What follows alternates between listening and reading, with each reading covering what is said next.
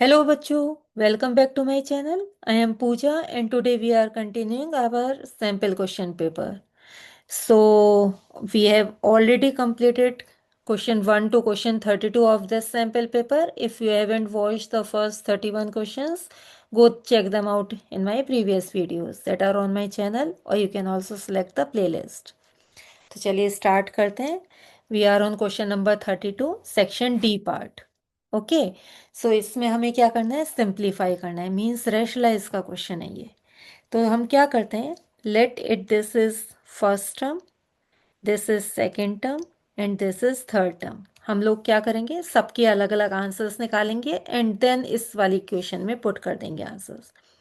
तो 7√3 upon √10 plus √3, इसको rationalise जब आप करेंगे तो मल्टीप्लाई और डिवाइड करेंगे √10 माइनस √3 से, अपॉन √10 माइनस √3. तो बच्चों क्या होता है, जैसे √a माइनस √b होता है, तो इसमें हम किससे रैशनलाइज करेंगे, क्या चीज़ मल्टीप्लाई और डिवाइड करेंगे, √a प्लस √b से मल्टीप्लाई और डिवाइड करेंगे. अगर हमारे पास है √a प्लस बी, √b, तो किससे करेंगे रैशनलाइज, -√a माइनस √b से मल्टीप्लाई और डिवाइड करेंगे. इट मीन्स जो भी हमारा ये बीच का साइन होता है उसी साइन को हम जस्ट चेंज करते हैं. ठीक है. और ये वाला जो साइन है, नेगेटिव साइन, जो फर्स्ट टर्म में होता है वो एज इट इज रखते हैं हम लोग. ठीक है. तो चलिए स्टार्ट करते हैं ये वाला फर्स्ट टर्म को रैशनलाइज. तो √7√3 इंटू √10 करेंगे तो 7√30 आ गया, माइनस इसकी मल्टीप्लाई जब आप इसके साथ करेंगे तो 7×3 = 21 आ गया, whole upon a plus B, a minus B means a² minus b². √10 का स्क्वायर इज 10 माइनस √3 का स्क्वायर इज 3. तो ये हमारे पास आ गया. 7 कॉमन ले लेंगे ऊपर न्यूमरेटर से, √30 माइनस 3 होल अपॉन 7. तो ये कट हो गया, ये आ गया हमारे पास √30 माइनस 3. तो ये तो फर्स्ट पार्ट था. अब सेकंड पार्ट को रेशनलाइज करते हैं. 2√5 होल अपॉन √6 प्लस √5. ठीक है. इसमें रेशनलाइज करेंगे तो √6 माइनस √5 होल अपॉन √6 माइनस √5 से इक्वल टू, मल्टीप्लाई करते हैं, 2 × √30 माइनस 2 × 5 इज 10 होल अपॉन √6 का स्क्वायर, ये हो जाएगा a plus B, a minus B, that is a² minus b². √6 का स्क्वायर इज 6 माइनस √5 का स्क्वायर इज 5. तो हमारे पास ये √30 माइनस 10 अपॉन 1 आ गया, तो मीन्स यही बचा है हमारे पास. ठीक है. अब हम थर्ड पार्ट लेंगे.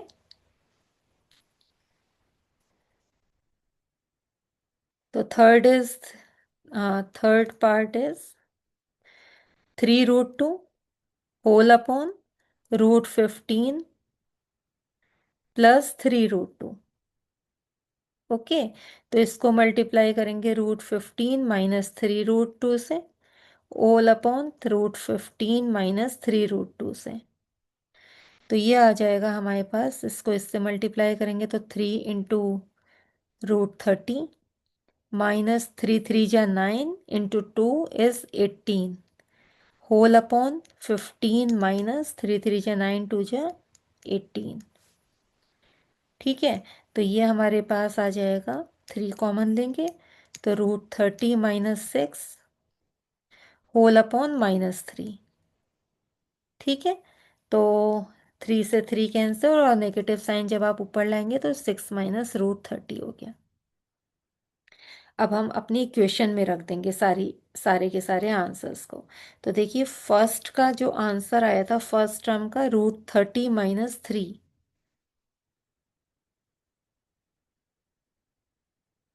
तो ये हो गया √30 माइनस 3. फिर बीच में क्वेश्चन में नेगेटिव साइन है, माइनस 2√30 -10, फिर नेगेटिव साइन है, 6 माइनस √30। तो पहले हम क्या करेंगे, इसको हम ब्रैकेट में से निकालेंगे। तो √30 -3 -2 √30 +10 -6 एंड +√30।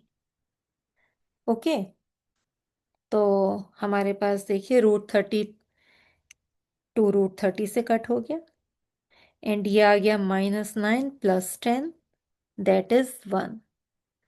तो हमें क्या करना था, हमें इसकी वैल्यू निकालनी थी। तो हमारा आंसर आ चुका है, आंसर इज 1। ओके, चलिए नेक्स्ट क्वेश्चन करते हैं, इसी का और पार्ट। तो और पार्ट में है, आपको ए की वैल्यू गिवन है, A is equal to 3 -2 √2 and find the value of A square -1/a²। तो ए स्क्वायर क्या हो जाएगा, 3 -2 √2 का होल स्क्वायर। ओके, तो ए माइनस बी का होल स्क्वायर का फॉर्मूला लगाएंगे, 3 का स्क्वायर इज 9 -2a × b +2 √2 का होल स्क्वायर दैट इज 8। तो ए स्क्वायर आ गया हमारे पास, 9 + 8 इज 17 -12 √2। इसी का 1/a² निकालेंगे हम, मीन्स 1/17 -12 √2 को रैशलाइज करेंगे। तो रैशलाइज किससे करेंगे, इसी की ही पॉजिटिव इससे और इसी से ही डिवाइड करेंगे। ठीक है, तो न्यूमरेटर में तो यही आ गया हमारे पास, 17 + 12 √2 होल/17 का स्क्वायर दैट इज 289 -12 का square that is 144 × 2 that is 288। तो डिनोमिनेटर में तो 1 आ गया, एंड ऊपर की वैल्यू हमारे पास क्या आ गई, 17 + 12 √2। तो अब ए स्क्वायर की वैल्यू ये है, 1/a² की वैल्यू ये है, और हमें इसकी वैल्यू निकालनी है, a² -1/a² की। तो a² -1/a² is 17 -2 √2 minus bracket में करते हैं 17 + 12 √2। ओके, अब ब्रैकेट खोलेंगे, 17 -12 √2 -17 -12 √2। तो 17 से 17 कैंसिल, आंसर आ गया 24 √2 माइनस का। ओके, तो ये हमारा आंसर है। चलिए नेक्स्ट क्वेश्चन करते हैं, question number 23। Read the following statements which are taken as axioms. So first है हमारे पास, if a transversal intersects two parallel lines. तो दो पैरेलल लाइन से अगर कोई ट्रांसवर्सल इंटरसेक्ट करता है, then corresponding angles are not necessarily equal. तो हमें तो ये पता है, अगर दो पैरेलल लाइंस होती हैं तो उनके करस्पॉन्डिंग एंगल्स इक्वल होते हैं, लेकिन यहाँ पे कह रहे हैं नॉट ने कि ये जरूरी नहीं कि वो इक्वल हो।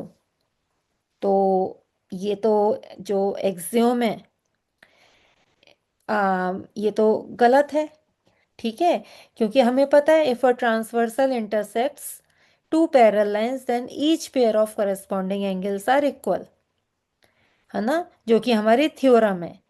देयरफॉर स्टेटमेंट, जो ये फर्स्ट स्टेटमेंट है, ये वाला जो स्टेटमेंट है, ये फॉल्स है and it is not an axiom. तो हमें लिखना कैसे है, फर्स्ट पार्ट का answer, that it is known that, या we know that, if a transversal intersects two parallel lines, then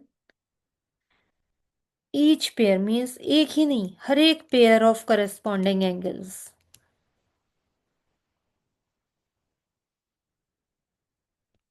Of corresponding angles are equal.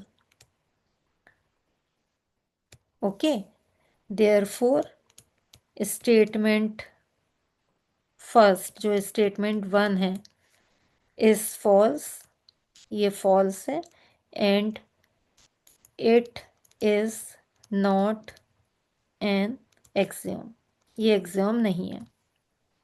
ठीक है, अब second part, if a transversal intersects two parallel lines then alternate interior angles are equal.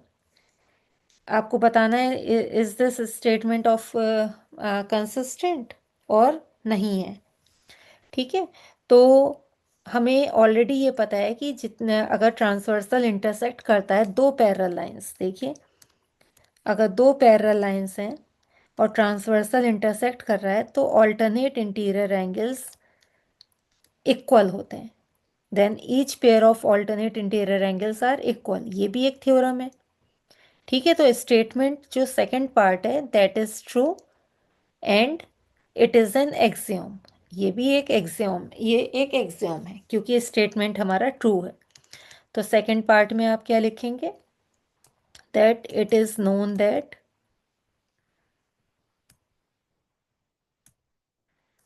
If a transversal intersects